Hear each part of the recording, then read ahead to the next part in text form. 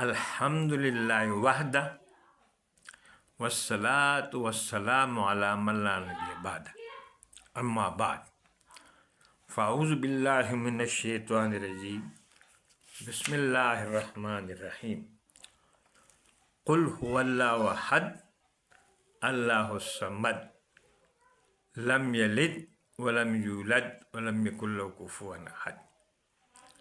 قرآن میں اللہ تعالیٰ فرماتے ہیں کہ اے نبی آپ کہہ دیے هو اللہ، وہ اللہ۔ اس میں ہوا رد ہے کس پر؟ دہریوں پر، ورنہ اللہ سے پہلے ہوا جو آیا ہے وہ اللہ۔ احد وہ یکتا اور اکیلا ہے۔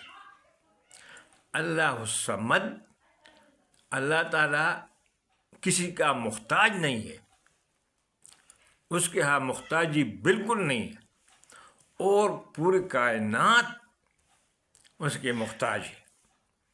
تو یہ ہے توحید۔ تو ہم بیان کرتے ہیں توحید کے بارے میں۔ توحید کی تعریف یہ ہے، یہ عقیدہ رکھنا کہ اللہ تعالیٰ کی ذات ہے، جیسا قل ہوا، اس ہوا سے رد ہے دہریوں پر جو اللہ کے منکر ہے۔ تو اس سے ثابت ہوا کہ اللہ کی ذات ہے، موجود ہے اور مستوی علی العرش ہے۔ پھر اس کا کوئی شریک نہیں ہے، بالکل اس کا کوئی شریک نہیں ہے۔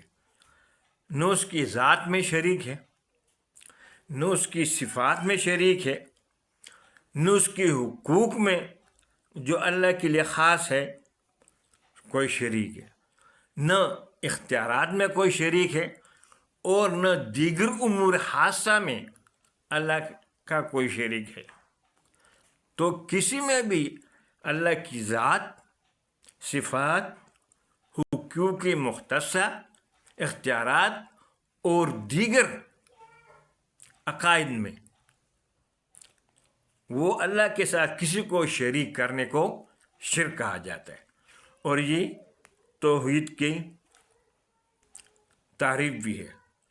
بس جو شخص اللہ کی ذات کا منکر ہو تو وہ ملحد ہے، دہری ہے، کافر ہے، اور اس میں کسی کا بھی اختلاف نہیں ہے۔ اور کہ جتنی دلائل قرآن میں آیا ہے اللہ کی ذات، صفات،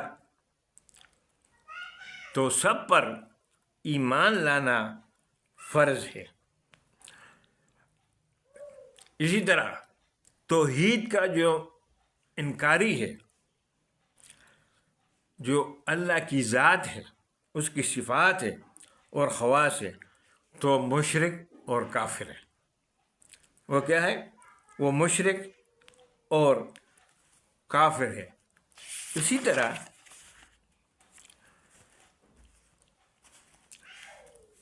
مختلف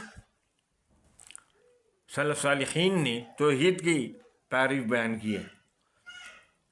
ابن قیم رحمہ اللہ فرماتے ہیں کہ توحید اللہ کی تمام صفاتیں کمال کی، وہ اسی کے لیے خاص ہے۔ کمال کی تمام صفاتیں اسی کے لیے خاص ہے، یعنی اولاد دینا یا نہ دینا یہ اللہ کا کام ہے۔ مشکل میں پہنچنا، مشکلات حل کرنا یہ اللہ کا کام ہے۔ دستگیری اللہ کا کام ہے۔ غریب کو رزق سے نوازنا یہ اللہ ہے۔ حاجت روا ایک اللہ ہے۔ اسی طرح غوث ایک اللہ ہے۔ جس میں ہے توحید کی بات جو کمال کی صفت ہے، اور اس کی ضدنی جتنی بھی آتے ہیں وہ اس کے ضد ہے، اور عبادت اس وحدہ لا شریک کے لیے ہے، تو وہ شرع میں توحید کہلاتی۔ یعنی ایک تو اللہ کی جو کمال کی صفات ہے وہ تو بالکل میں نے بیان کیے، داتا ہے، دستگیر ہے، مشکل کشا ہے، رزق دینے والا ہے، نہ دینے والا ہے، غربت، مالداری، یہ سب اللہ کی طرف سے۔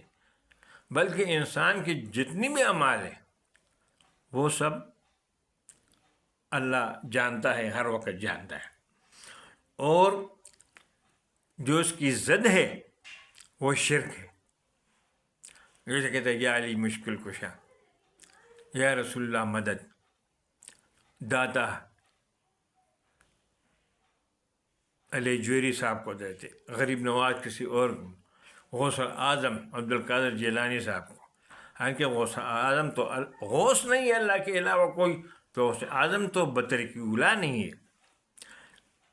اور اسی طرح وہ عبادت جو قرآن اور حدیث سے ثابت ہے، یہ تمام تر عبادات اللہ کے لیے خاص ہے۔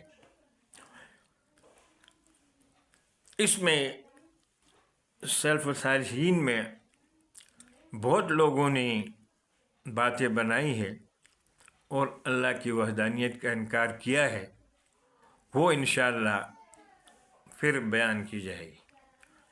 یا اللہ ہمیں توحید پر عمل اور اس عقیدے پر موت عطا فرمائے۔ السلام علیکم ورحمۃ اللہ وبرکاتہ۔